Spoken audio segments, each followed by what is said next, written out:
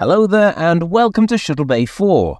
It's time to get creepy. We watched the Booby Trap. Disclaimer. This episode contains no actual boobies. I'm going to give me a quick synopsis of this episode now, because if I do it now, it's done. So, Season 3, Episode 6 of TNG, the Enterprise finds a 1,000-year-old ship. They fall victim to the same trap that destroyed the 1,000-year-old ship. Meanwhile, Jordy tries to get romantic. I am really interested to hear what Penfold says. I know Penfold really, really loves this episode. I enjoyed it. So, this episode, right, I personally felt that there was no drama in this episode. It never felt that, something bad was going to happen. It just felt like it was meant to be dramatic, but it just fell flat. At no point did I ever think, oh, the stakes are high. It just failed to convince me. But Geordie's smooth moves. Geordie's smooth moves are anything but smooth. To start with, in fact, I think it's the opening scene. He tries to woo a lady, right? And he even uses a gypsy violinist. That's what he refers to him as, a gypsy violinist. And it's the least romantic thing ever. He's there, he's on a beach, he's trying to put his arm around her, and all of a sudden you got this guy jump out going, right in her face. It's like, it's not, if it was, say, like an orchestra in the background, and a bit of Mozart, that'd be different, but I think he even stands over her while she's laid there on the sand. It's just not romantic at all. And it comes across as a bit of a dick, does Jordy, at the beginning anyway. Later on with his romance, it's not quite so bad, but in the beginning, it comes across as a bit of a dick, because when she turns around and says, look, Jordy, I like you as a friend, he gets friend-zoned. You're a terrific guy. Yeah. I just don't feel that way about you. And he just gets really mardy with her. He's just like, oh, fuck off then. Yeah. And he could have salvaged that. He could have turned around and said, listen, I do have feelings for you, but I feel privileged to have you in my life as a friend. Do you know what I mean? I'm happy with that. Yeah, no, his response was the right one. But yeah, his I response agree. was like, I agree. God, do one. Knock it off. And then Wesley, right? Wesley, in a conversation, he's talking about Jordy, and he says, oh, he spent days putting together the perfect program. And I'm like, well, he wasted his time. And if Jordy genuinely thinks that is the perfect program to woo someone, then, it's clearly is wrong because it didn't work. He spent days putting together the perfect program. And that's pre the introduction. And then we get the captain's log. And I don't know if anybody thought, but at the beginning of this episode where Captain Picard is doing his captain's log routine, he sounds really angry. Among the ruins, we have found a relic. He just comes across as like, captain's log. It's just the way he delivers his speech or whatever. He just sounds really pissed off. And then you get the asteroid field. Now, I was reading the other day about the asteroid field trope that you get in sci-fi films, because in the real world, or rather in the real universe, asteroid belts, asteroid fields or whatever, the gap between big pieces of rock is probably hundreds, if not thousands of kilometers. But obviously in sci-fi films and TV series, they're always like this right next to each other. And it was just, to be honest, I've never really given it any thought until I read the article. And because it happens in this episode, it just made me think about it. Have you ever, the bit where Picard says to Riker, have you ever dreamed about climbing inside the bottle? Have you never dreamed of climbing inside the bottle? And Riker just looks at him and he's got a proper, what the fuck are you talking about? Look on his face. Like, have you ever thought about, dreamt about just climbing inside the bottle? It's like, what? The fuck are you on about? There's some music in this episode. There's a load of really awful, cheesy, it sounds like music whenever Jordy's getting romantic.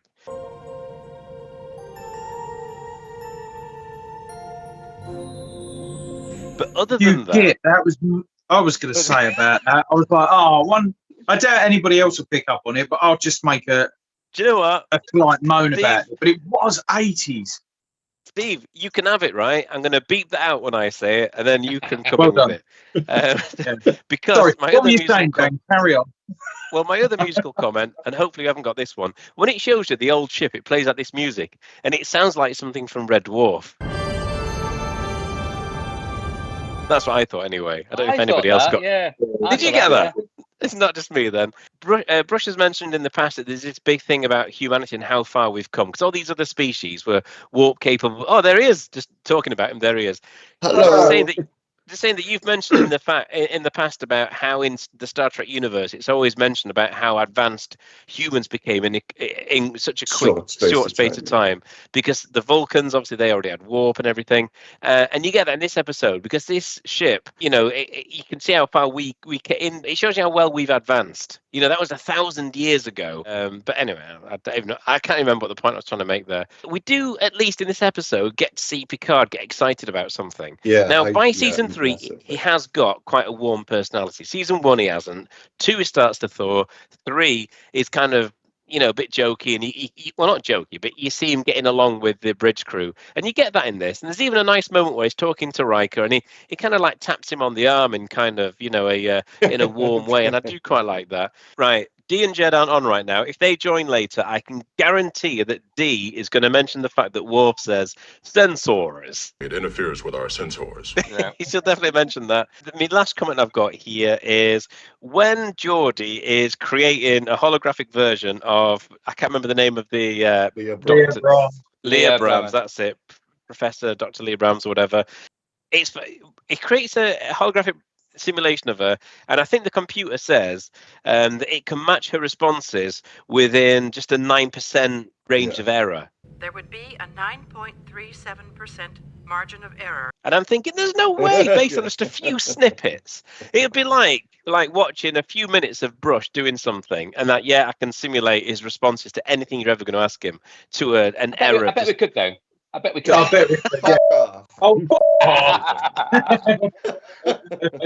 And do you know what? That's all I've got to say about this episode. I didn't think it was rubbish, but I do think it's one of the weaker TNG episodes. And to me, it lacked drama. I thought Jordy came across as a bit of a dick at the start, and it just, I don't know. And also, and this is an oh my moment, I'm sure somebody else has got, this is the first episode of Star Trek to be directed by a woman. And to be honest, it's a shame. It's a real shame. I really wish it was a better episode. 1989 this aired, so it's backed off. But it is crazy to think, like, first ever episode of Star Trek directed by a woman. Seeing as it's 1989, I can forgive it, the 1980s cheesy music thing. I guess it was 80s. Yeah. But there you go. Right. There's somebody. I reckon Penfold should go next, purely because Penfold seems to really love this episode, and I can't wait to hear why. I'm going to start with a big oh my. I've just discovered. Oh my. So the actress that played Leah, Susan Gibney, she originally auditioned for the roles for Deanna Troi and Tasha Yar. She didn't get those. And she also auditioned for Captain Janeway and 7 of 9 and the Borg Queen. I knew about the Voyager ones, and because she actually tested for 7 of 9. She actually did, I think, readings twice for it. Yeah. She was pretty close to getting Captain Janeway. Yeah. She has been in quite a bit, Trek. She's also been in a couple of episodes of Deep Space Nine, and she's been in Lower Decks. I thought they were pretty good. Let's start with the beginning bit. We've all been there when the date's gone absolutely shit. So I can really empathise with poor Jordy. In fact, I can really relate to that. You know, you turn up to date, you get the beautiful music out for the lady, you get on the beach, you got the sunset and all this, and then she completely friend zones you. We've all been there. I can see Chris's eyes. He's been there. I can even see. I don't think Dan's been there because he's Casanova. And Steve, I can't look into his eyes, but I'm pretty sure it's a dark soul. That's why he's angry. He only wanted to get his leg over. That's all he wanted, right? He wasn't interested in romance. And the minute that she rebuffed him, he was like, I don't like you anyway. We've all done that. You think, hold on. You knew we're going to the beach. You knew we'd. You would have thought at least. Oh, I'll let you two. What? You know what? That's not my cup of tea. Let's go and play some chess or clean some nacelles. I don't know, but no. She let's go on clean some nacelles. So what I did notice about it was obviously it's season 3, late 80s to early 90s. I thought the HD quality was amazing. I really thought the upscale was really, really good. I haven't seen this episode since whenever. I just couldn't remember it. So it's like a first time seeing it. I loved the whole historical ship idea, and I love the fact that Picard was really excited by it, and like you say, it was the first time you really see him get excited. The only other times I can remember him getting excited was going to Riser, a bit of an archaeological dig, and obviously getting in the Jeep in Nemesis. You don't really get to see him that excited. But yeah, I really enjoyed that. I just thought that the premise was really good, that they fell into an old booby trap. And when you obviously, you can see Jordy being a little bit creepy, but he's heartbroken. A little he's bit. looking for love. He's heartbroken. I felt for him. I really felt for him. Well, how old was he at the time when he played him? Was he 25, 24? No, he was still learning his feet. He was no Riker. He was really trying his hardest. So he had to make his own woman. I mean, we've all been there. We've all made our own. Seriously, though, Penfold, 300 years earlier, he would have been on a register. Come on, he was that creepy. He's 22. 22. So yeah, 22. so he's a young lad, and he's a chief engineer, which is bizarre at that age, but okay. He didn't like this whole story out with Jordy being crap at finding love. So when he was asked to come back from Picard, he said, I can't do that. I want him to have a family. I want him to have a wife, and he settled down and actually successful. And he really hated that side. I like the fact that stayed with him for decades, that episode. That's how bad this episode is, Penfold.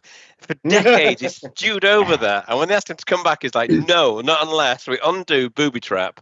See, I don't think this is the bad episode. He is married to Leah, isn't he, in Picard?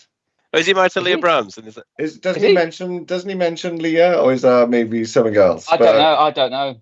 Okay. I think the follow-up episode is more cringy. The one where she finds him in the holodeck with her. Yes. I remember that episode. So we ought to do that episode next. Yeah, I agree. See, that one's creepy when he goes, when you touch the ship, it's me. When you put whatever, so that's when it's not becoming creepy. So for me, I can ignore the bad B line. I was really fixated on the Picard, trying to figure out the Booby Trap. It would have been nice to know more about this 1,000-year-old race and the Booby Trap. I did find it a bit weird that why did the bloke? Was the Booby Trap in the ship or was it around the ship? I think it wasn't the ship that it was because there were two ships attacking each other, weren't there? And I think it was the enemy ship. I don't know. Do you know what? I must admit, when I watched it, I'm glad you said that. It was in the rocks, wasn't it? Around them. So why did they blow the ship up then? Why did you just blow the whole place up rather than just the ship? That's what I didn't get. It didn't bounce back some energies. I can't remember. But I can't remember. It turned energy into radiation. It's another example of why this episode isn't great. We all watched it, and none of us actually quite sure what the Booby Trap was. And it's the title of the goddamn episode. Well, for this, I can just watch it for what it is, and so that's all I've got to say. I ain't got a lot really to say about it other than that. Like I say, it isn't the most memorable episode. I just enjoyed it. Yeah, I've just got visions of you watching it, and every time the 80s music comes on and Jordy's perving away, you're like, "Oh yeah, this is great! I'm loving this." Yeah. No, it wasn't perving. He was learning. He was learning his field. No, he fucking wasn't. Oh, he's just trying to play being a creep and failing with women like he always does. Penfold, this episode might as well have just been called Pervy Creepy Lecture Jordy. No. Even Barclay got a girlfriend in Voyager. Yeah. At least Barclay's kind of a bit charming and a bit cute with it. Barclay, it's creepy, but it was a bit cute with it. Whereas Jordy, I don't know. I'm not the bit with Leah Brahms in the holodeck. I don't mind that so much because it was kind of organically building to it. It didn't like generate her to perv over her. Otherwise, he would have put her in like skimpy uniform. Ship, you're touching me. That's creepy. That I was like, but he liked that, and he kept it. He kept it. Every time you look at this engine, you're looking at me. Every time you touch it, it's me. Yeah, but what I mean is, it didn't. That's not why he brought. He did bring her there for. He created her for. Well, he didn't create her even. It was the computer. It's a bit weird how the computer prompted her to say that. Does that not? Yeah. In the world of computers, is not a little bit bizarre? Well, it's within 9.7% of what she would really be like. So that's a unless the computer knew that that's what Jordy wanted to hear, and then that shows his creepiness. But no, I forgive the beach bit. The beach bit's fine. Yeah. Oh, it's the beach bit's awful. Oh. You're on your own there, Penfold, I think. Yeah, I can see. Let me just say something. He says to her, "Another Coco no." He's already answered his own fucking question. Fuck no. My God. Another Coco no. Coco no. Okay, so the violinist. I mean, you call it a gypsy if you like, but it was a fucking pirate. Even the gypsy violins. Let's be fair. Come on. All it needed was the peg leg. In fairness, I kind of looked at it and I was thinking you should have gone the whole hog and got one of those Mexican bands. Yeah, or maybe a barbershop quartet, something like that. Peruvian pipe. Yeah, but no, he went for a pirate with a violin. Bell end. there was a little bit of music that I did like. It was when Data first mentioned that the power was dropping by 2%. And then it started to rapidly go down. It went 5% and then another percent. And there was that bit of music. I really did enjoy that. Energy reserves are dropping rapidly, sir. Damn you. You didn't get the sense that the ship was in danger, really, but that music probably helped towards it if the dialogue was a little better, if they made it a little more intense. I'm just going to put this out there, right? Dr. Leah Brahms touched Jordi first, right? That's all I'm saying. She made the first move. Definitely agree. As soon as he gave her a personality, she was there rubbing his shoulders, and he was like, "Oh, hello, this is nice." That's creepy as well, yeah. Yeah.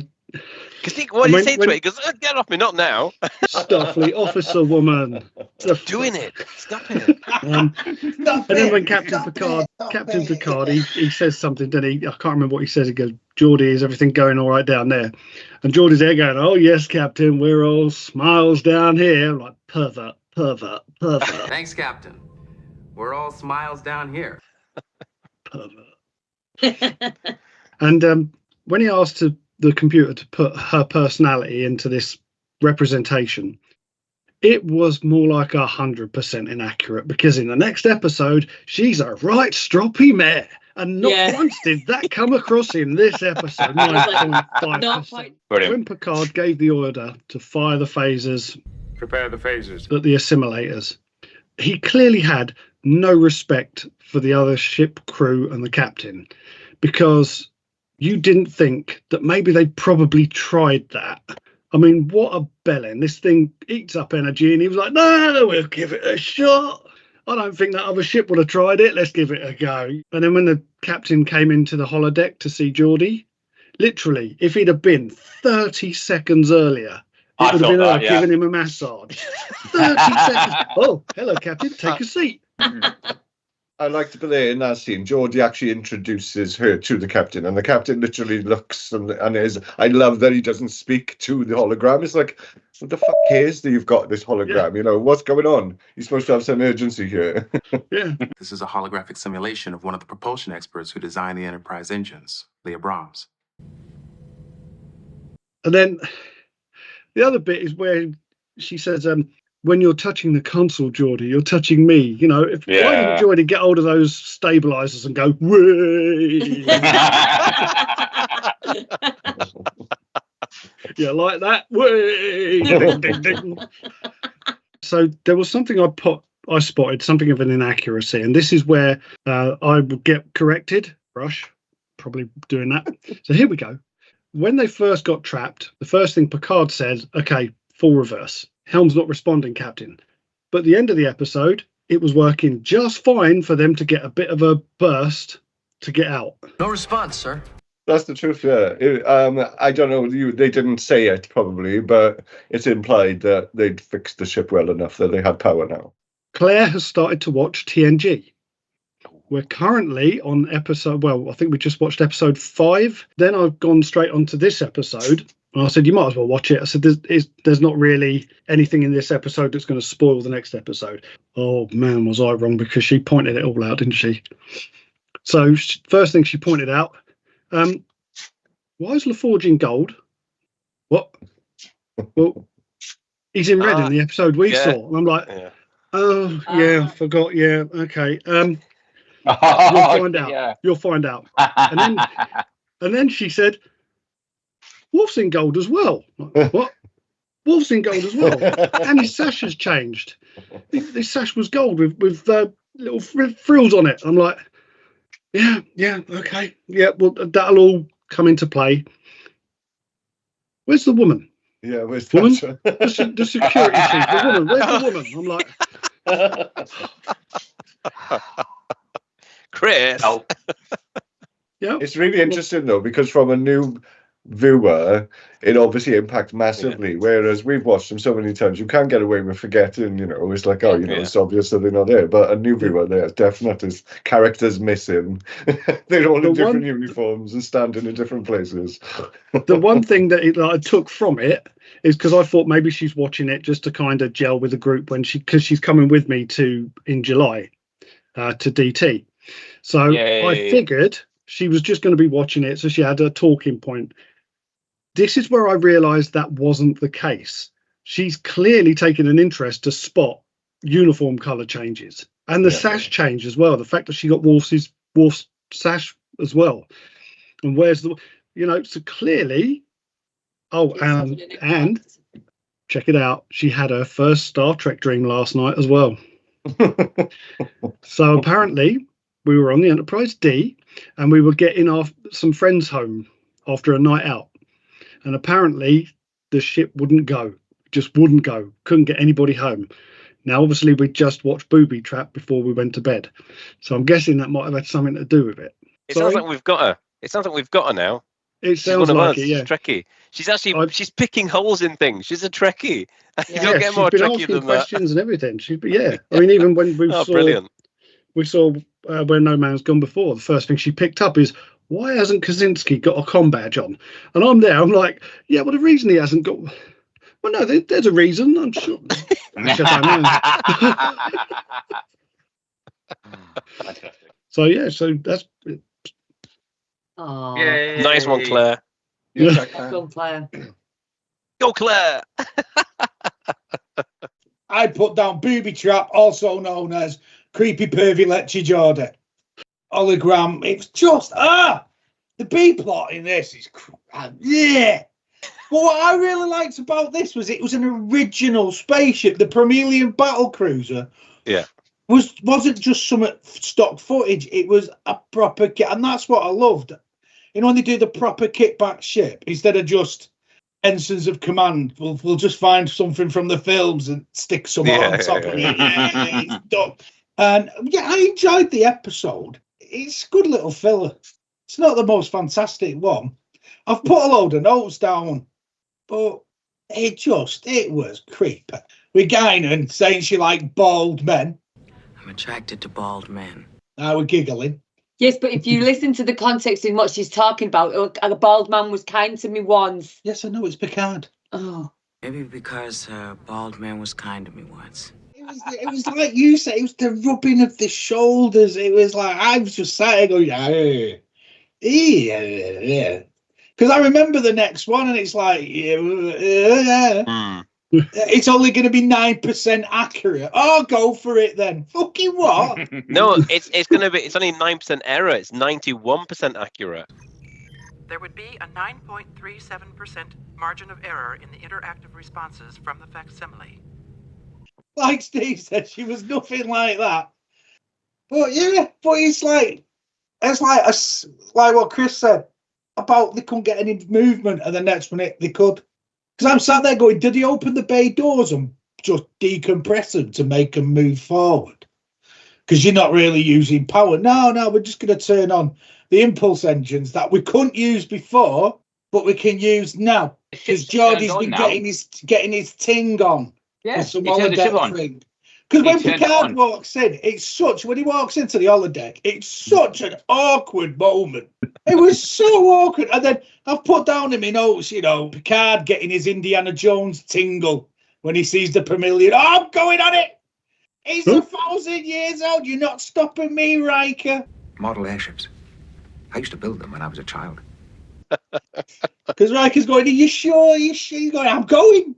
And, and all they do is go on the bridge and walk around the bridge. Right, we've seen everything now. He's fucking off. You're in a massive cruiser. Yeah, that's true, yeah.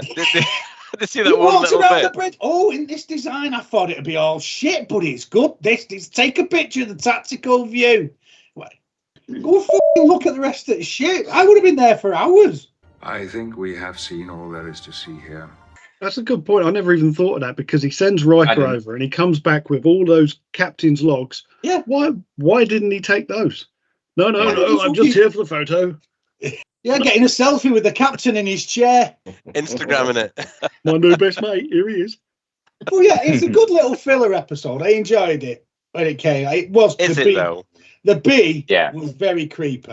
The B story, Jordi, part of the story, that was just fucking creepy. So the worst thing about that B story, right? In fact, with this episode, it's a bit of a non-episode, and that B story is really creepy, and yet it spawns a sequel. You know what I mean? You get loads of episodes that are really good, but they don't really seem to have much impact. This episode's really poor, and you think, oh, listen, like Chris, it's a great example because he showed it to Claire, right? 'Cause he's like, don't worry about this episode; it doesn't really have an impact, but it just, but it kind of does because it spawns, it gets its own sequel episode, and I don't even think the sequel's in this season. It's like the next season. It's season 4. I can't even remember if that sequel's any good as well. Galaxy's Child, no, because it dials up the creepiness. But we said we're going to do that episode next. We're going to have to do that while this is fresh in our minds. We'll have to do that. I think Jordi only got them cyborg guys so he could hide in bushes and people couldn't see him. It killed 45 minutes. Who thought of this episode? I mean, who suggested it?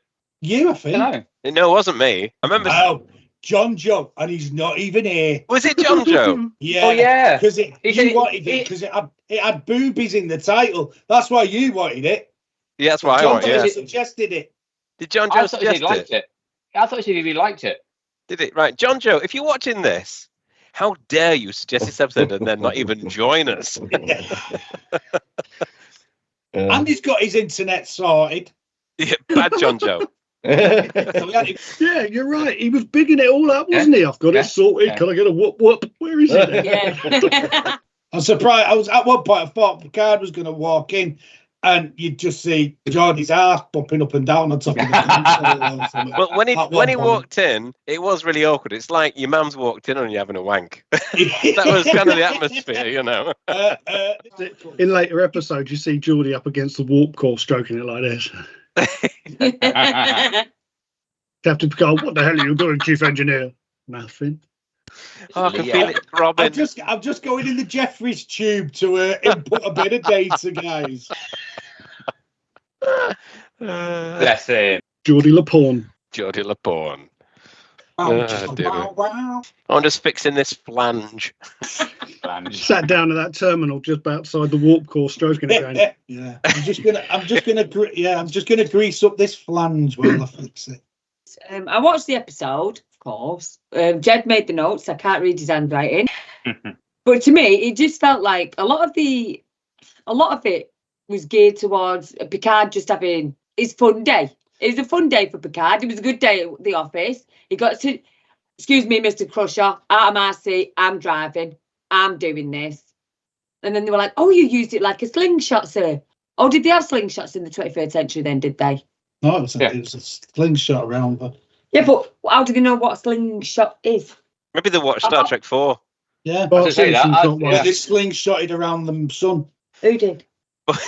Yeah. Who did? Hawk and Co. The Bounty, the HMS Bounty, when they went round the sun in the Bird of Prey.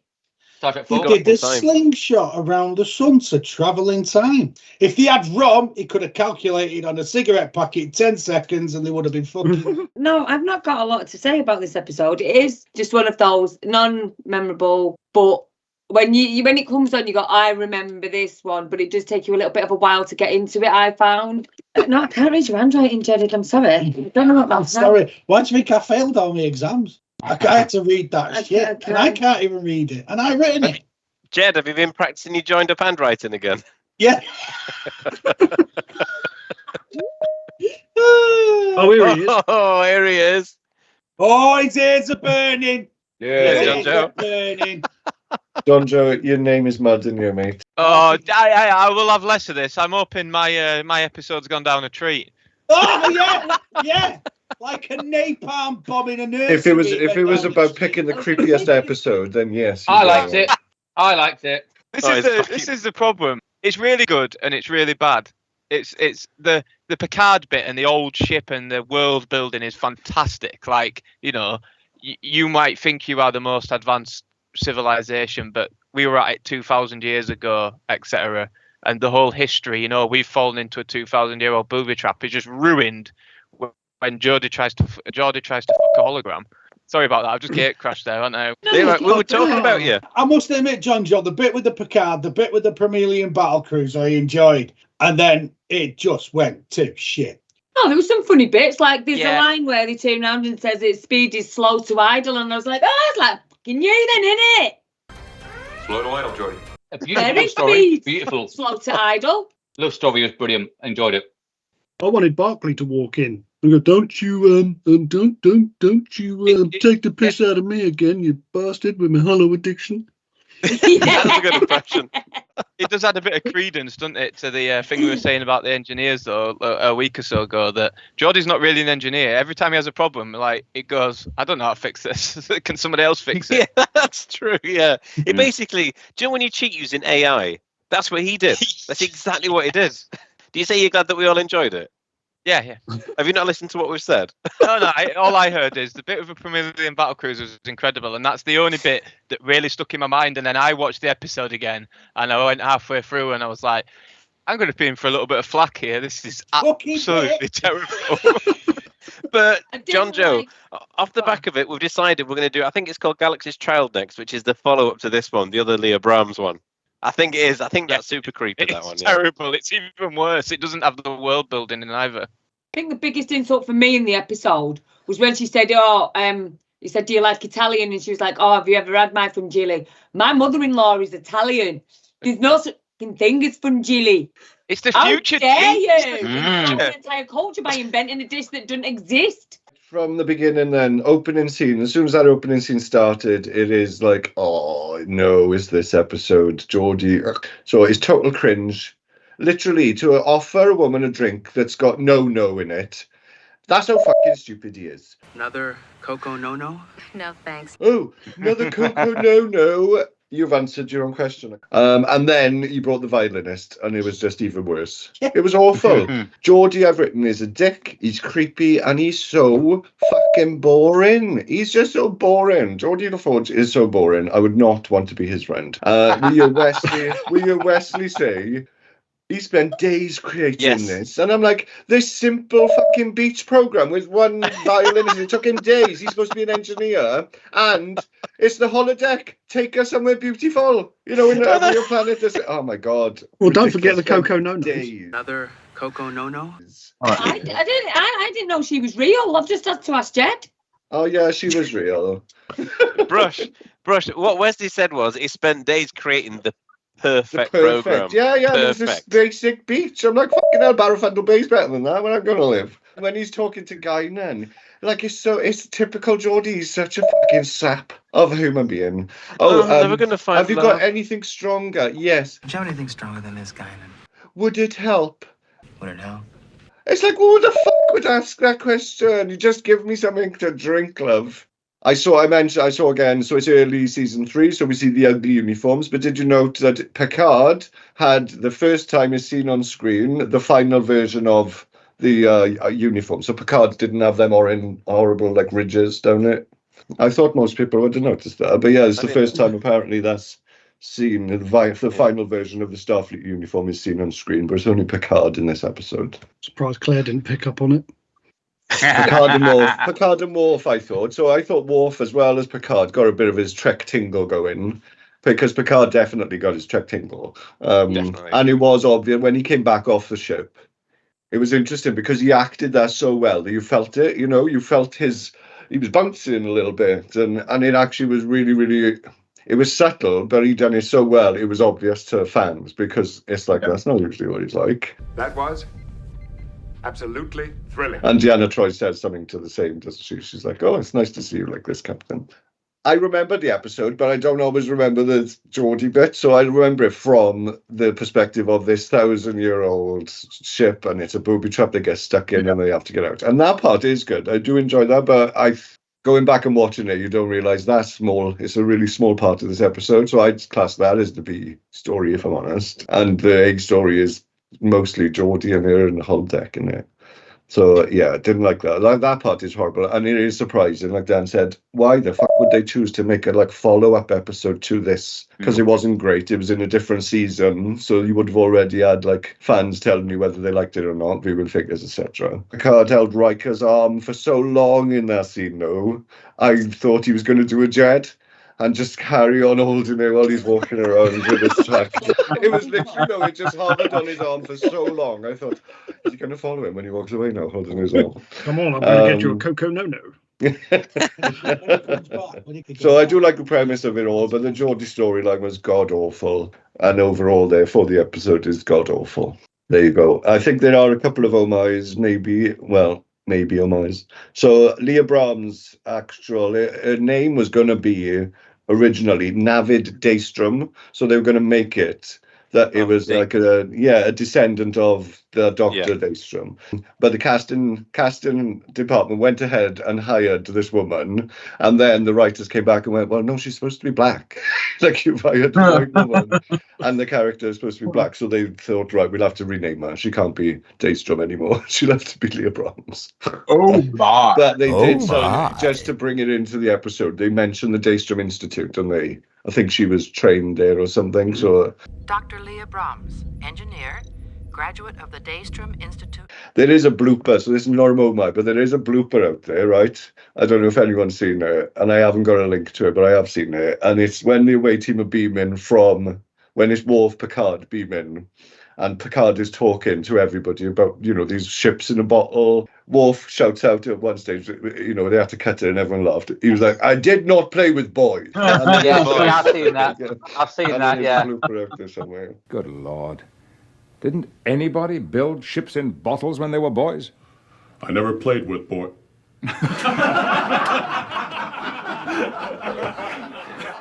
I did like that line from Worf, though. I did not play with toys. I did not play with toys. I thought that was but can you imagine being on set and he's come out to that? I do not play with boys. Oh, Brian, I did, Captain. I did, sir. I did. I made I did. You've probably all mentioned half of what I was going to say. One thing that I found that I don't think anybody has mentioned quite yet is the music sounded very 80s.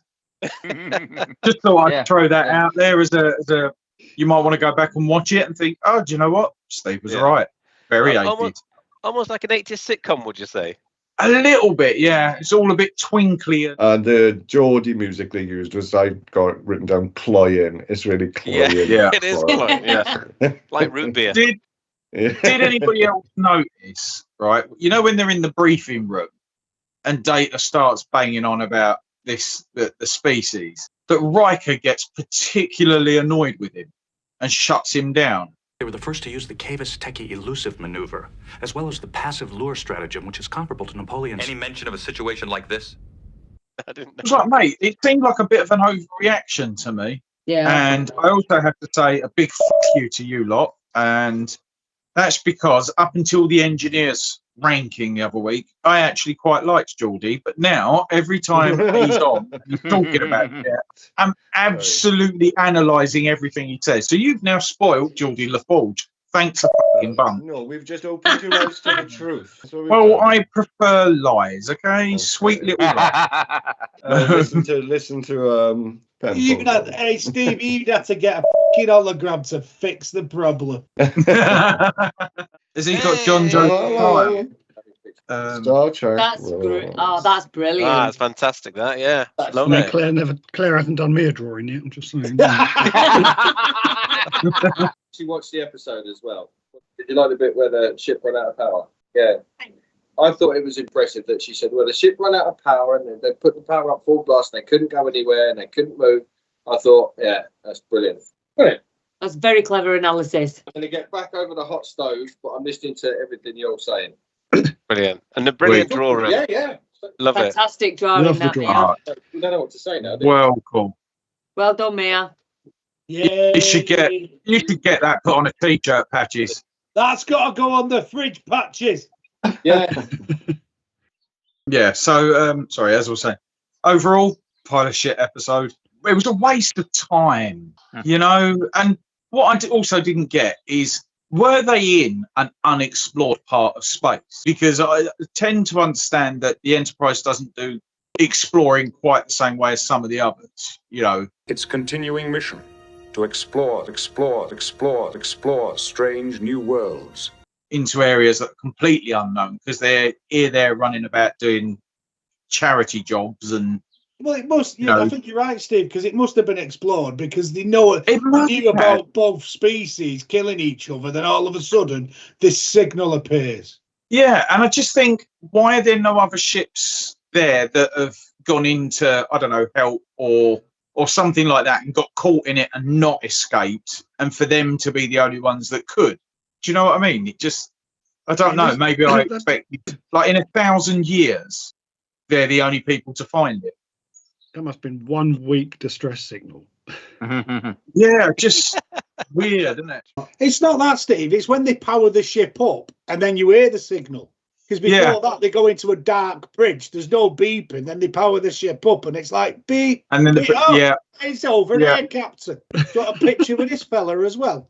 Yeah, it's bizarre, isn't it? Yeah, I didn't care for the episode, as you can probably tell. Steve, at this point, I am kind of wondering, why do you come here week to week? Because I live in eternal hope that there will be at least one episode every 3 or 4 months that I enjoy and justify my my being here.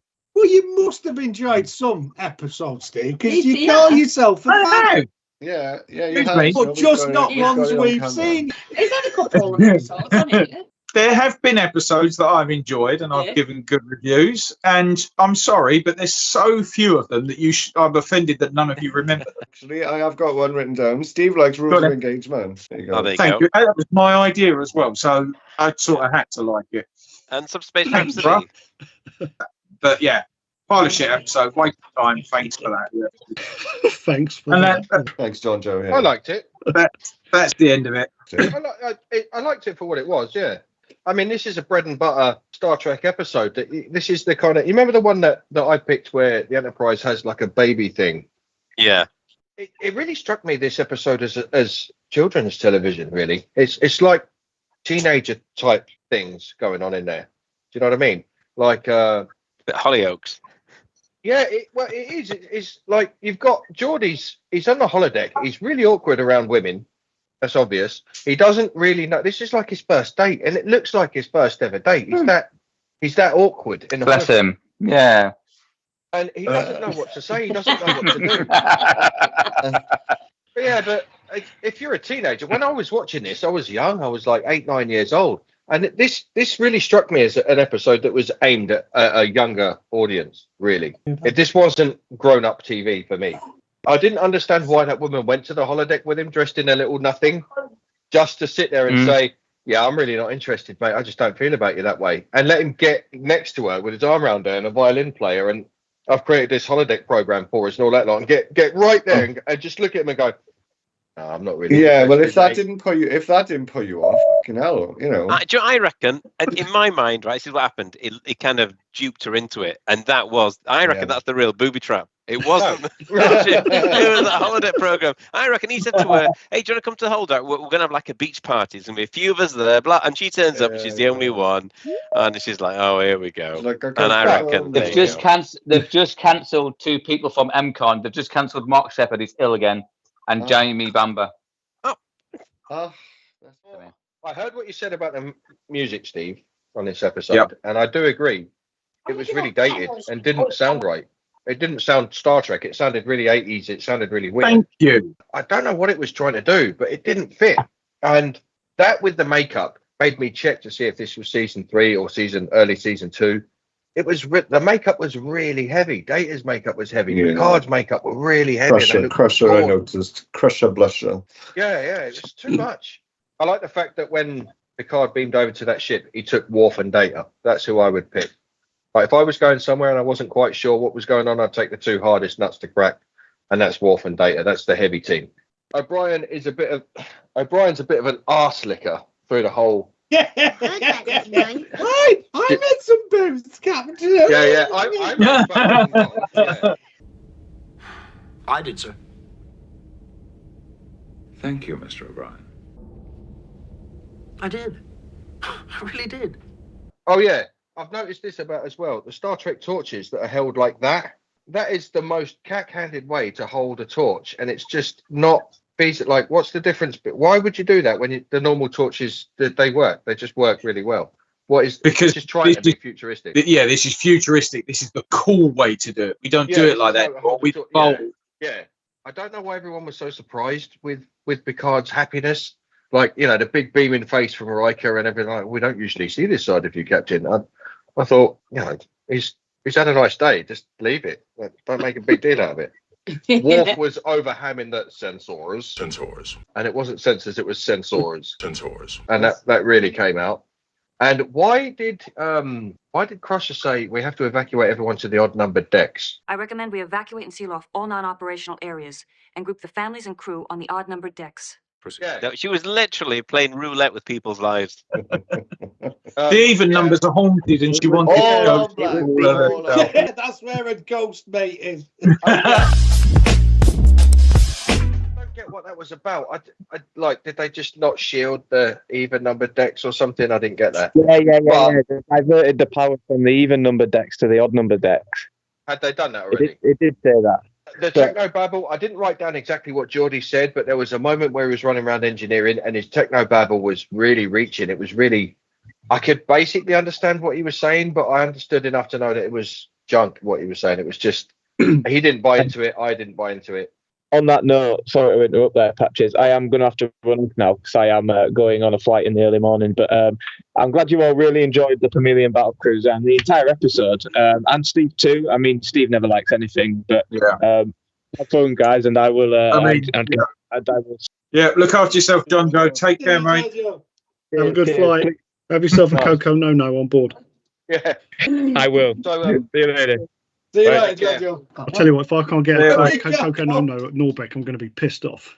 One of the highlights for me is Picard's flip maneuver using the gravitational pull of the big asteroid, watching him work. I remember watching this originally years and years ago. I'm watching Picard in the seat of the helmsman doing that. I thought that was really, really good. Even though the techno babble was quite hard, I understood what was going on, and I'd give it an experiment, and an 8-year-old understood what was going on in the episode. Do you know what I mean? And which is why, even with the Jordy bit, she kind of go, "Oh, he's not comfortable with her, and he can't get a date." It really struck me as watching Star Trek for Juniors almost. It wasn't a very adult plot, and the themes were come at from a very juvenile way, I thought. But because I've watched it originally when I was younger, I do get it, and I do like it, and I really did enjoy watching it over again. I love it. I mean, there's only a handful of episodes where they do it, but I love it where they go to Utopia Planitia, or there's some kind of image from it or whatever. I don't know what it is, but I love Utopia Planitia, where they build all these ships, and you only see it in a handful of episodes, so that I enjoyed. A development stage prototype schematic at Utopia Planitia. I like the models as well, the models of the Enterprise. Did anyone mention that previously? No, but they were in the holodeck. She had one on the desk. In the holodeck of Utopia Planitia, they had models of the Enterprises. They had the Enterprise D, so it was like a mock-up of what they were building. But they had what looked like to be an old Constitution class. Yeah, definitely. And I was looking for little nuggets and Easter eggs like that, and there were quite a few in this episode. I like the Chameleon battle cruiser. They actually kit bashed a ship for this instead of using stock footage from other stuff they've had. The amount of signs I've seen a triangle ship with something stuck in it is silly. Who was it captured on that? Because I kind of recognise him. I don't know. Do you know what I thought he looked like? Have you seen the film Enemy Mine? Yeah. I thought that's what it reminded me of. Yeah. D disappointed me though. I'm gotta admit, he disappointed me. D. Yeah. What? Because when I did my bit, I said I can guarantee you that D is going to mention the fact that Worf says sensors. And he didn't even mention sensors. I mentioned it while I was watching it, and I asked her to write it down, but I can't read his bloody writing. Jed, you big lemon. So I did mention it. I'm looking at my writing now, and all I can read is Jordi, Perv, Picard, Indiana Jones, Tingle. All right, to be honest, I did enjoy watching this episode. I did enjoy watching it because it started. I'll watch any, you know what I mean, especially like TNG and everything. And all the bits that I thought were awful, I kind of loved it being awful, if you know what I mean. I'm not watching anything else. You shit. I'm like laughing at it, and I kind of you celebrate the naff moments. You know what I mean? You do celebrate it. Emma, did you watch it? Did I watch what? This episode.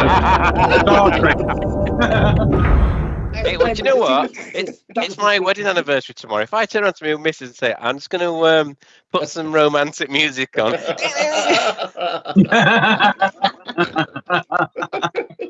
I dare you. Another Coco No-No?